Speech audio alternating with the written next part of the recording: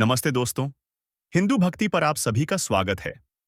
स्त्री को इस सृष्टि की सबसे अबूझ पहेली माना गया है। स्त्री के स्वभाव को समझना मुश्किल ही नहीं, बल्कि नामुमकिन सा लगता है। ऐसा भी कहा जाता है कि खुद भगवान को भी अपनी इस रचना को समझने में चूक हो जाती है। 1 मिनट में सृष्टि का निर्माण करने वाले भगवान को भी स्त्री की रचना में काफी समय लग गया था। देवदूत स्त्री की रचना में लग रहे समय को लेकर भगवान से सवाल करने को विवश हो गए, और फिर भगवान ने देवदूत के सभी सवालों के कुछ अद्भुत जवाब दिए।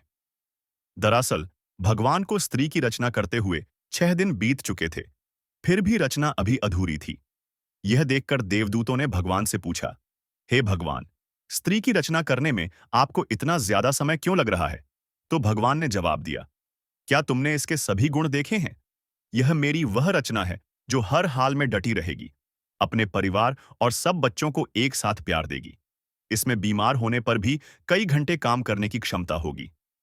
भगवान की बातें सुनकर देवदूत हैरान रह गए और पूछने लगे कि क्या यह अपने दोनों हाथों से इतना कुछ कर सकती है? भगवान ने जवाब दिया, बिल्कुल। बाहर से यह नाजुक जरूर है, पर अंदर से उतनी ही मजबूत है। अर्थात यह कोमल तो है, पर कमजोर नहीं। इतना सुनने के बाद देवदूत इस रचना के बारे में और भी जानने को उत्सुक हो गए। देवदूतों ने भगवान से पूछा, हे प्रभु, क्या स्त्री में सोचने की क्षमता भी होगी? तो प्रभु ने जवाब में कहा, यह न केवल सोच सकेगी, बल्कि हर समस्या का मुकाबला करने की क्षमता भी रखेगी। दरअसल देवदूत ने जब पास जाकर स्त्री के गालों को हाथ लगाया था, तब उन्हें कुछ पानी जैसा प्रतीत हुआ था। उन्होंने भगवान से पूछा, हे भगवान, इसके गालों पर यह पानी जैसा क्या है? तो भगवान ने जवाब दिया, ये इसके आंसू हैं। जवाब सुनकर देवदूत हैरान रह गए और पूछा, आंसू? पर वो किस लिए? इसके जवाब में भगवान ने कहा, जब यह कमजोर पड़ने लगेगी, तो यह अपनी सारी पीड़ा आंसुओं के साथ बहा देगी और फिर से मजबूत बन जाएगी। अपने दुखों को भुलाने का इसके पास यह सबसे बेहतरीन तरीका होगा। साथ ही यह इसकी सबसे बड़ी ताकत भी होगी। देवदूत ने यह सुनकर जवाब दिया, भगवान, आप तो महान हैं।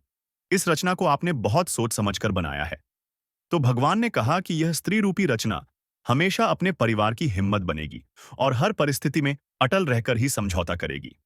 तो देवदूतों ने कहा, हमें लगता है कि यह रचना संपूर्ण है। है? भगवान ने जवाब में कहा, नहीं, अभी इसमें एक कमी है, और वह यह है कि यह अपना ही महत्व भूल जाएगी कि वह खुद कितनी खास है। प्रिय श्रोताओं, भगवान द्वारा बनाई इस रचना की कथा को देखने के बाद आप भी जान गए होंगे कि आखिर एक स्त्री में इतने गुण क्यों पाए जाते हैं।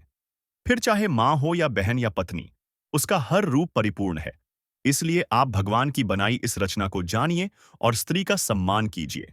साथ ही सब्सक्राइब कीजिए हिंदू भक्ति यूट्यूब चैनल ऐसी ही और आध्यात्मिक वीडियोस के लिए। हमारे फेसबुक पेज को लाइक करना बिल्कुल भी न भूलें। आज के लिए इतना ही। आपका बहुत बहुत शुक्रिया।